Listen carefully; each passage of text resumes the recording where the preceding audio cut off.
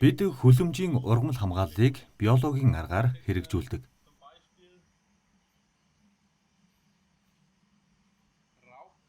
Бид хортон шавжны эсрэг ашигтай шавж хэрэглэдэг. Жишээлбэл трипс аалзны хачигтаа тэмцэхэд ангуучин хачиг ашиглана.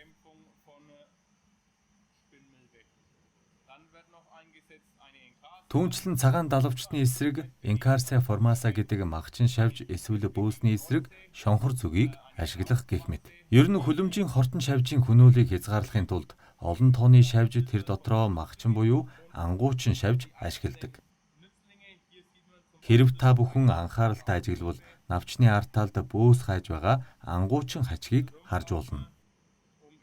Ашигтай шавж үржүүлгийн компаниуд өөрсдийн агуулгад үргэлж тодорхой хангамж эсвэл нөөцтэй байдаг тул бид захиалга өгөхөд л тэд маш хурдан нийлүүлэлт хийдэг.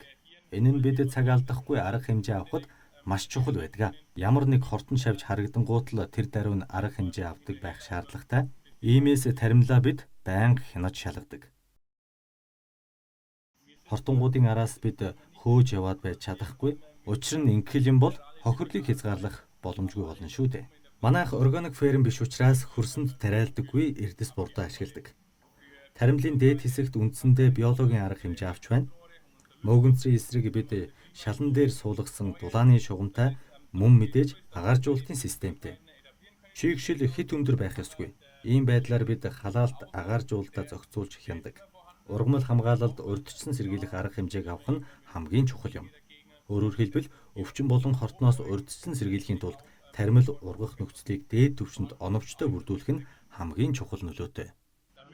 Нийт таримлын эрүүл мэнд өвчин хортонг хянах үүрэг бүхий тусгай бэлтгэгдсэн манай ажилтнууд 7 хоногт 2 удаа игнээ тус бүрээр тогтмол явж хяналт тавьдаг. Манай ажилтан ажил үргээ нямбай, хариуцлагатай гүйцэтгэдэг. Игнээ дундуур явж мэрэгжлийн нүдээр ургамлын хортонгууд хаана байгааг тэрээр сайн танина. Хортон гарч ирмэгцэл бид нийлүүлэгчээс ашигтай шавжийг захиалах шаардлагатай байдаг тул тогтмол хяналт хийх нь маш чухал юм а. Бид ухаалаг таблет дээр аппликейшн ашиглан баримтжуулалт хийдэг. Энэ нь нэг талаараа ургамал хамгааллын бүхий л арга хэмжээнүүдийг тэмдэглэхээс гадна хожим эргэн үнэлгээ хийж баримтжуулан авч үлдэхэд бидэнд их хэрэг болдгоо. Жишээ нь хаш гэхэд л бусад ногоог бодвол их эмзэг ургамал. Ялангуяа улаан аалз эсвэл аалзны хачиг болон цагаан ялаа энд үржих дуртай байдаг тул урьдчилан сэргийлэх зорилгоор илүү хяналт тавих эсвэл ашигт шавжуудыг олноор байршуулах хэрэгтэй болдгоо.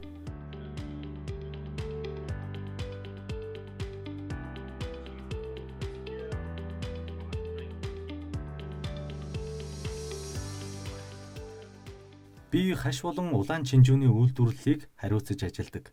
Ажилчдыг тогтмол сургалтанд хамруулах тал дээр нэлээд анхаардаг. Өдөр тутмын ажлын явцад ямар нэгэн зүйл анзаарагдвал манай ажилчид тухайн газарт тэмдэг тавьж, тэмдэглэсэн газрыг нь бид очиж шалгадаг.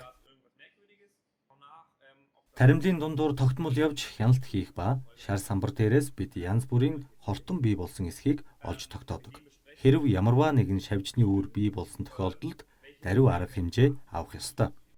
Мэргэжлийн зөвлөгтөөгөө байнга ярилцсан. Тухайлбал ямар ашигтай шавжийг хаана хэр удаан хугацаагаар байрлуулах вэ гэх мэт авах арга хэмжээнийхээ талаар зөвлөдгөө. Дараа нь бид ашигтай шавжийг ихэвчлэн корпорат компаниас захиалж авдаг. Тэд тухайлбал сарсан далавчдыг жижиг цаасан дээр наалдсан байдлаар нийлүүлдэг ба үүнийг таримлын дээр үлгэнэ.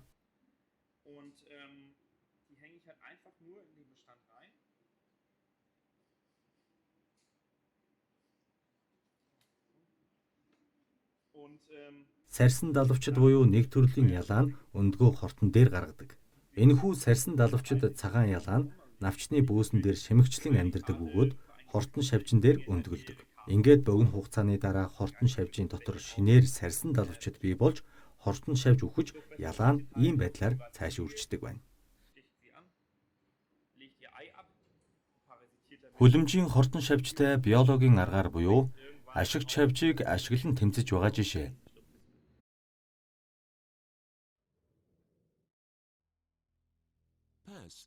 Та бүхэн эндээс ашигт шавжийг ургамал хамгаалалд хэрхэн ашигладаг болохыг дараах 2 жишээнээс хүлээн авч үзнэ үү. Эхний жишээнд түгээмэл тохиолддог хортон шавж болох афидс буюу навчны бөөсийг харуулж байна. Навчны бөөс 3-7 хоног орчим амьдардагч энэ хугацаанд колони нь маш эрчимтэй үржиж хэдэн зуун залуу навчны бөөс үүсгэх бөгөөд дөнгөж гарангуудаа навчинд наалдан сорж эхэлдэг. Ийхүү хурдастай тархаж ихээхэн хохирол учруулах нь тун аюултай. Хэрв нэг ургамал дээр олноороо колон байдлаар байвал тухайн таримлын чанарыг бууруулж эсвэл ургамлыг өхүүлнэ. Ийм хортон шавжтай яаж тэмцэх ёстой вэ? Копперт компани нь хортон шавжийн байгалийн дайснуудыг үйлдвэрлэдэг. Хортонд нэрвэгдсэн л бол байгалийн дайсан нь болох шимэгч шонхор зүгээ буюу бөөсөнд шимэгчлэгчийг ашиглан хортонтой тэмцэж болно. Шимэгч шонхор зүгийг тодорхой бодисд оруулж хортон шавж үүрлсэн хэсэгт тараана. Эндээс шинэ ялаа гарч навчин дээр байгаа бөөснүүд дээр өндгөө гарган өөрөө үржиж эхэлдэг.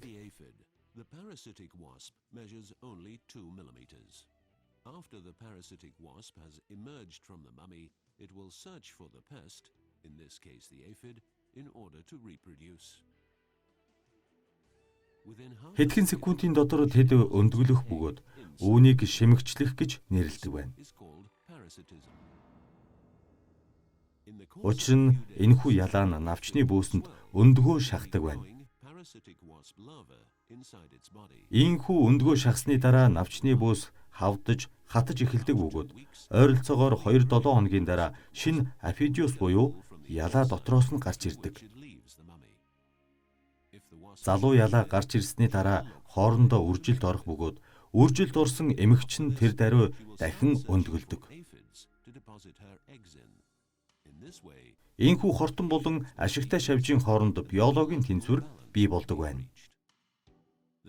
Хоёр дахь жишээ нь улаан аалз эсвэл аалзны хачигтай тэмцэхийг харуулж байна. Энэхүү аалз нь ургамлын шүүсээр хоололдог тул ургамлын эдэлсийг устгаж, ургамлын ногоон өнгө, гундан ихэвчлэн үхдэг. Аалзны хачиг хурдан үржиж 7 хоногийн дотор л хэдэн зуун өндөг гаргадаг.